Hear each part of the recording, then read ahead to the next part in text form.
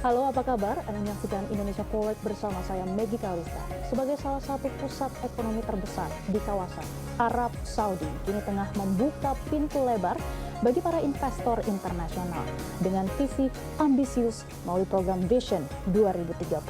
Negara ini tidak hanya berfokus pada sektor energi, tetapi juga mengembangkan industri pariwisata, teknologi, kesehatan, hingga hiburan. Pertanyaannya, bagaimana peluang ini bisa dimanfaatkan oleh pelaku usaha dari Indonesia dan apa saja sektor yang menjanjikan dan bagaimana strategi untuk masuk ke pasar yang penuh potensi ini? Saya akan tanyakan langsung pada dua narasumber yang sudah hadir di studio hari ini. Ada Khalid Al-Shakshir, Managing Partner Pure Consulting, dan Anas Al-Safi, Managing Partner Pure Consulting.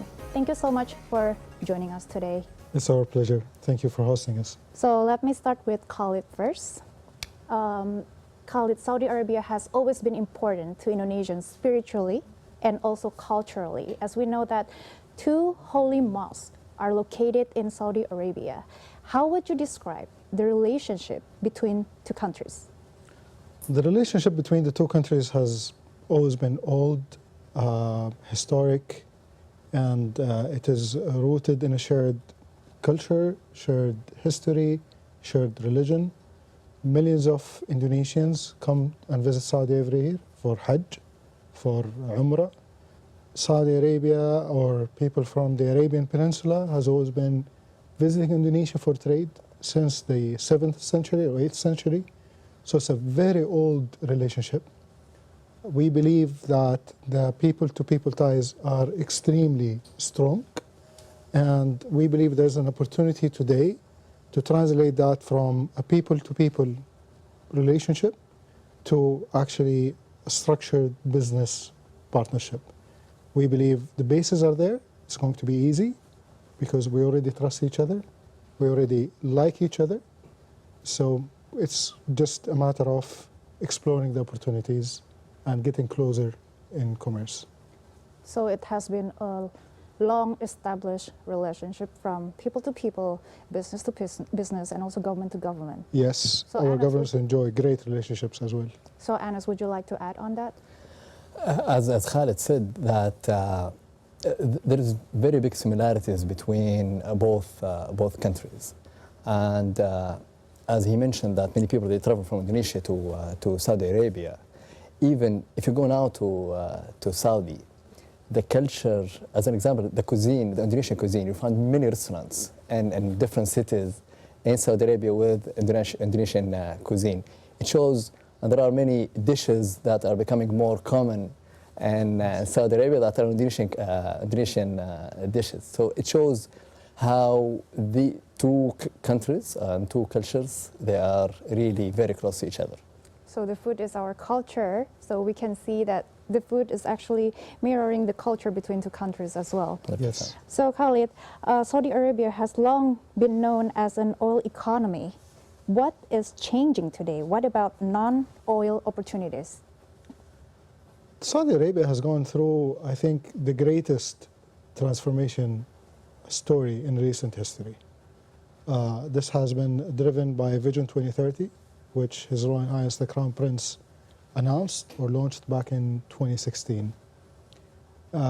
This transformation story or transformation journey has not only been around or centered around economic transformation, it has been a social transformation, an institutional and legislative transformation, and an economic transformation that I believe we live every day in the kingdom. If you look at some of the results we see today in terms of real GDP growth, from 2016 till today, the GDP was around $1 trillion in 2016. Today, the Saudi GDP is going to be around $1.3 trillion. This growth in GDP has not been driven by oil. It has been driven by the non-oil sector. The non-oil sector grew by around 50% from 2016 till today, growing from around $600 billion to $900 billion. It represents today around 55% of our GDP. So we already see the results of this transformation, especially in the non-oil economy. Okay, would you mind to clarify $1.3 trillion? So Yes. the non-oil industries around No, the non-oil represents 55%, 55%. which is around $900 billion. Oh, that's a lot, actually. Yes. So, Anas, it's the same question for you. Would you like to add? Let me talk about the story and what is the vision behind this transformation. So when we started, when the Crown Prince back in 2016 has worked on leading the development of Vision 2030, he believed on one key asset in the country. Most of the people will say that it's oil, while for him it was human capital. He really believed in the Saudi people and the Saudi talents. And the whole transformation that is happening enabled the youth, the Saudi people, I would say, to have higher ambition and to dream about the future, which is today that we really live it.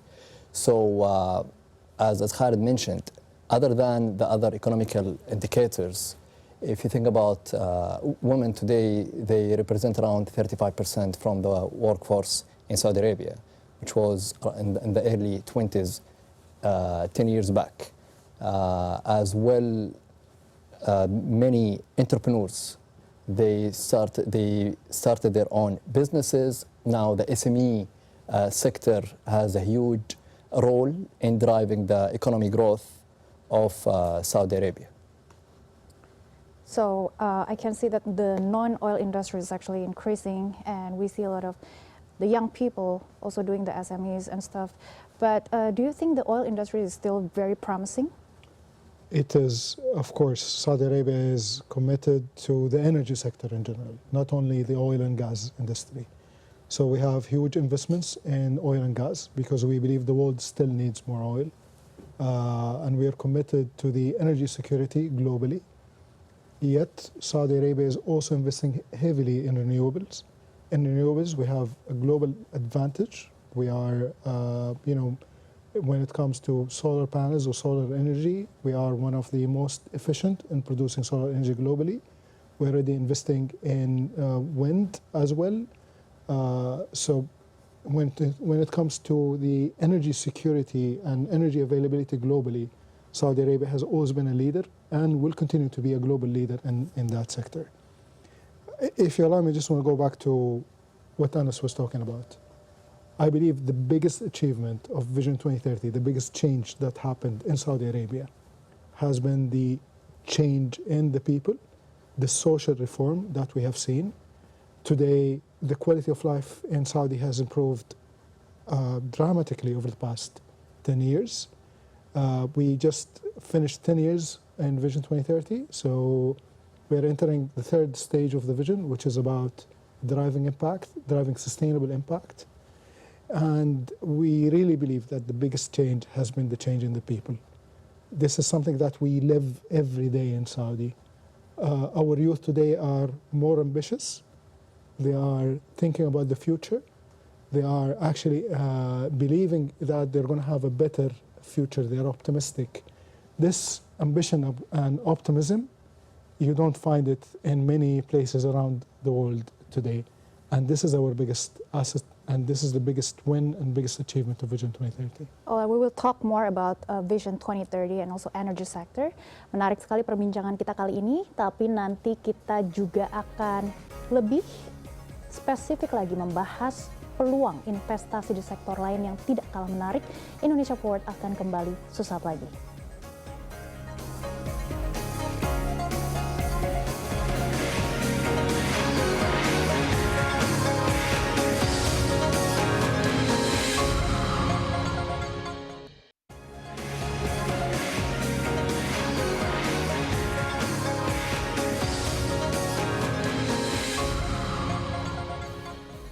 Terima kasih Anda masih menyaksikan Indonesia Forward bersama saya Maggie Kalista, dan di studio masih ada Khalid Al-Shakshir, Managing Partner Pure Consulting, dan juga Anas Al-Safi, Managing Partner Pure Consulting. Kita masih membahas peluang investasi di Arab Saudi. So, Khalid, I would like to ask, what are the key sectors driving Saudi Arabia's growth today? As we speak, the Hajj pilgrimage is underway. Are there any other sectors that also stand out? Yes. So I think as a result of Vision 2030, Vision 2030 identified several sectors of focus. One, of course, remains the Hajj and Umrah, but the Hajj and Umrah got expanded into overall tourism. Saudi today is open to the world, I would say, open to investors, open to tourists, open to visitors, open to business in a way that the country has never been before in the past.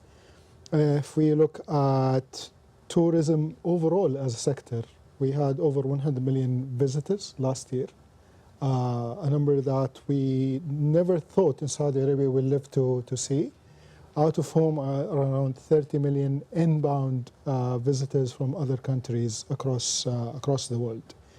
The number of Umrah visitors reached 18 million visitors last year. This represents massive growth from the numbers we used to see before 2016. And the plan for that number is to go all the way to 30 million in the next few years. What does that require? Much more rooms, much more hotels, and investment not only in the tourism infrastructure, but also in the talent required to run all of these tourism places, investment or opportunity in the F&B sector that comes along with it, in the overall tourism services sector and transportation. So tourism, Hajj and Umrah remain a massive opportunity, and given that Indonesia has around 280 million people and the majority are Muslims, there is a need to serve them better, especially in Mecca and Medina. So that's one key sector or area, I would say, area for growth. The second area for growth, Saudi Arabia is embarking on a journey of major events in sports and other business events that are happening. So we have AFC 2027 happening soon in Saudi. We are hosting the Expo in 2030. We are hosting the World Cup in 2034. This opens the door for massive opportunities to invest in infrastructure, in real estate, again in tourism and hospitality. The third area, I would say, is manufacturing, and whether we talk about Indonesia is famous for halal food. So there is a massive opportunity still to work on manufacturing, whether it is in the food sector, in the medical sector, in related infrastructure, and also I would add to this mining. Saudi Arabia has identified around 2.5 trillion US dollars worth of mining opportunities in the kingdom, and mining is now identified as another major pillar for the Saudi economy in addition to oil and gas. These are, I would say, some of the key opportunities that we definitely see. And then you have the giga projects that are happening in the kingdom. When some of these giga projects were announced back in 2016, no one believed that these giga projects would happen. Today we have the Red Sea resorts across the Red Sea. They're world-class resorts. We have Al Qiddiya that started, which is a major entertainment city in partnership with the likes of Six Flags, which opened its doors last year at the end of 2025, beginning of 2026. And a lot of these giga projects are still taking place and happening. So it represents an opportunity, again, in infrastructure and real estate. There's still massive demand for housing in Saudi, and this is an area where Indonesia has excelled, and Indonesian companies have excelled in the past. I'm not sure if you would like to add any other sectors or opportunities. So I have another question for Anas. Actually, it's about the regulations, and we know that what makes Saudi Arabia easier and more attractive for foreign investors is because maybe a lot of regulations and also policies from the government actually support the foreign investors, especially maybe for Indonesia. Maybe you can elaborate about that. Sure. So as Khalid mentioned that in Vision 2030, there was a big reform in institutional reform and as well in regulations.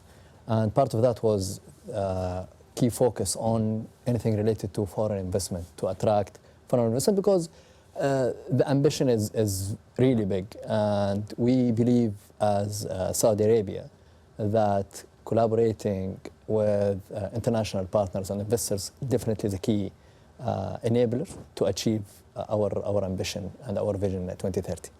So part of that is having the Ministry of Investment, and we have established a dedicated commission to promote investment in Saudi Arabia with the objective of simplifying the journey for any foreign investor.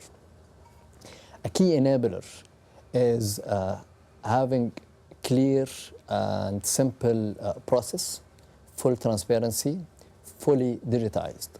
One of the major transformations that happened in Saudi Arabia is digital transformation. So for you, maybe previously, there are things that you had to have a physical presence in the country to process it. Now you can do many things online, remotely, from application, getting access to information, and process all the requirements or the application process, I would say.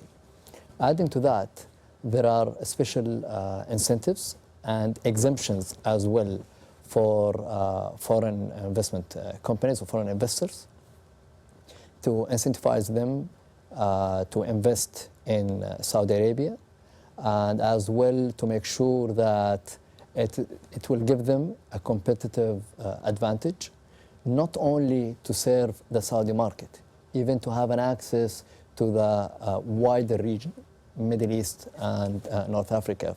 So whenever you think about Saudi Arabia, it is not only about the potential within the country itself. It's about the potential that you have as an access from Saudi Arabia being the hub for Middle East. If we talk about the population of Middle East region, we are talking about more than 300 million people. If you add Turkey as well and other countries, it will become almost 500 million people with really strong purchase power. That's why Saudi has been working a lot with the different countries in the region to have trading agreements to give, again, a competitive advantage or advantage for all, either local companies or even international investors who has a presence in Saudi Arabia to have access to these countries. Yeah, so we would like to highlight the competitive advantage of Saudi Arabia. Maybe, Khalid, you can... Can I just, before that? Yes, sure. I would like to add that some of the incentives include tax breaks for international investors. This is very important for investors. Yeah, where they can operate for almost 10 years with no tax, no income tax. 10 years. 10 years. And they are also eligible for exemptions from local labor rules or regulations, Saudization percentages that are not required. Major investors are exempted in strategic sectors, are exempted, and they have the special incentive not to immediately have to employ Saudis at their workforce. So if you look at the tax breaks, if you look at the exemptions from Saudization, this really gives massive incentive to international investors. This is very interesting topic, and then we would like to talk more about that. Dan kami juga akan kembali sesaat lagi. Tetaplah bersama kami di Indonesia Forward.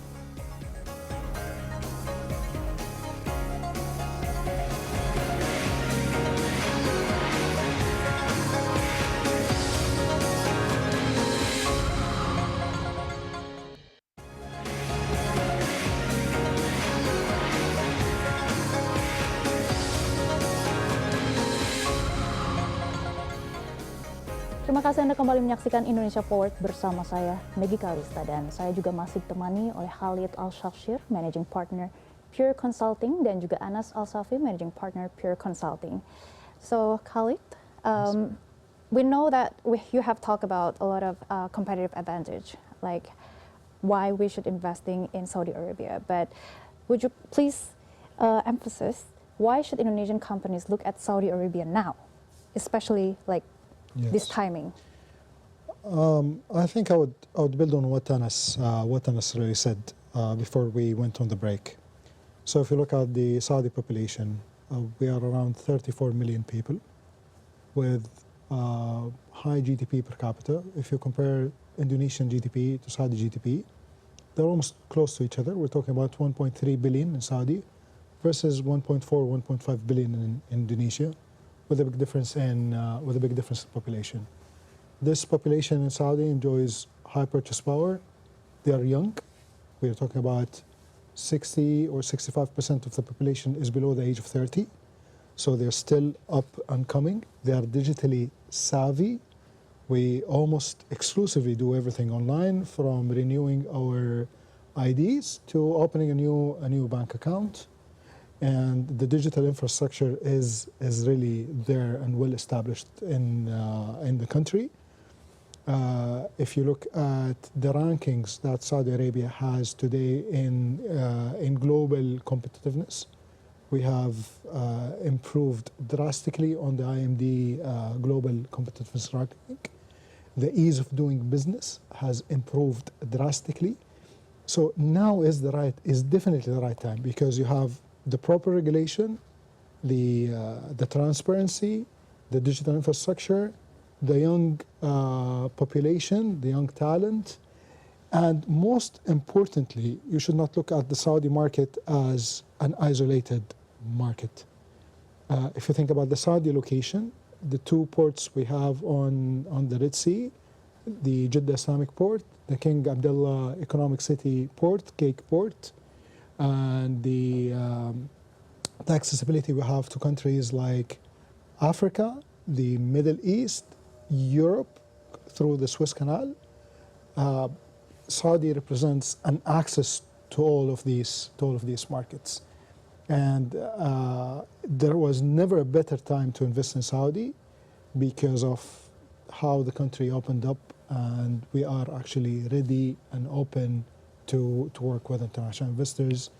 And for Indonesians, it makes a lot of sense because of what we said at the beginning. The trust is already there, the common culture, the common religion, the common values, and that makes it much easier for us to do business together. So the ease of doing business, supportive regulations from the government, and also strategic locations, very spectacular access everywhere. 100%. So Anas, before closing this discussion, what would you like to say as a closing statement? Yeah, so as we said, that the relationship between Saudi and Indonesia is not very soon. It has been hundreds of years, and it started for a long time. The foundation of taking this relationship to the next level is already exist on a people level, and also on a business level, and definitely on government level. If from our visit to Indonesia, we have been meeting different business leaders and investors. There is very clear, a very high ambition here in Indonesia, like what we have in Saudi Arabia. And thinking, looking at what's happening now in Saudi and the region overall, it tells you that it is not just a strategy, it is not just a vision, it's a reality that is happening, supported with facts and numbers. And as Khalid mentioned, that this month we are getting into the third phase, or this year we're getting to the third phase of Vision 2030. And we have achieved more than 90% of our KPIs in the last 10 years. So there are serious momentum. And in this phase, no wonder that there is a lot of learnings that we have been through, and now we are gearing up to the third phase by setting clear priorities, focusing on them, that will open new opportunities as well, where we believe that Indonesia has areas of strength. You talk about manufacturing, you talk about halal food, you talk about the hospitality and the talents. Indonesian people are really talented in different areas. So definitely, as an example, hospitality as a sector, where having the common religion and very close culture, that will make it a very promising sector for Indonesia as a country and as a talent. So it's just a matter of we work together more of bridging these or say channels of communication that inshallah will make a different inshallah future together. And this is very interesting because you said you have been achieving 90% of the KPI. Maybe you can tell us the key KPI that maybe can impress the investors. Yeah, maybe we mentioned a couple of them. I think the GDP growth, and most importantly is the contribution of the non-oil GDP. We were ahead of our targets. And a key thing is the private sector contribution. So the private sector contribution in the GDP growth has exceeded more than 50%. So Saudi as a government really believe in the partnership with the private sector, either locally or international private sector. This is one of the KPIs that we have been achieving. The unemployment rate, we have improved massively in our unemployment rate, dropping from more than 12% to reaching around 7.2% in 2025. Among Saudis, which is something that we're at the top of our KPIs, because I told you that the Crown Prince from day one, he said that we really want to build the future for our people, for the Saudis, for the young population, and hence creating more jobs for them was at the top of his priority. That we already see it now in the country. All right, Khalid, so maybe closing statement from your side? I just want to say businesses and business leaders in Indonesia should think about Saudi really as a growth platform. We have achieved a lot in the past 10 years in Saudi in terms of our transformation. We believe we're going to accelerate and achieve more in the next 5 years. And Vision 2030 is just a journey. It's not an end destination. After Vision 2030, there's Vision 2040. So the commitment towards growth and transformation will continue to be there in Saudi. So they really need to think about Saudi not only as an opportunity within the Saudi market, but as a growth platform, as an access to the Middle East, Africa, and Europe, and the entire region. All right. So, thank you so much Khalid Al-Shakshir dan Anas Al-Safif. Usai sudah Indonesia Forward kali ini, semoga pembahasan ini bermanfaat khususnya bagi Anda yang ingin berinvestasi di Timur Tengah, terutama di Arab Saudi. Saya Maggie Kalista pamit, terima kasih, sampai jumpa.